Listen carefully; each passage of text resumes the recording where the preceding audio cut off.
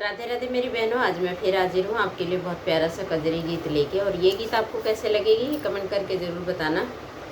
सखी आई गई न भादो का महीनवा, सखी जाई बनाई हरवा सखीना।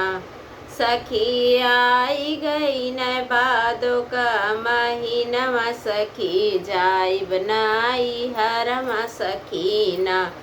बीरन जो हथोइया हमारी डहरिया, सखी जाई बनाई हरमा सखीना। हऊँ राखी का त्योहार भाई बहिनी का प्यार, हऊँ राखी त्योहार भाई बहिनी का प्यार। ईत जाना ला सारा जहनवा, सखी जाई बनाई हरमा सखीना।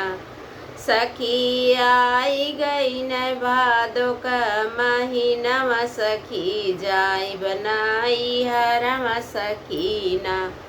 जई बहटिया बाजार किन राखी 4-8, जई बहटिया बाजार किन राखी 4-8। हमरे 4 बीरन 4 भतीजवा, सखी जाई बनाई हरमा सखीना।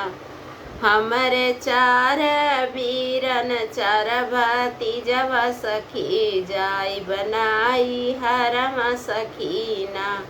सखी आई गई न भादो का महीनवा, सखी जाई बनाई हरमा सखीना।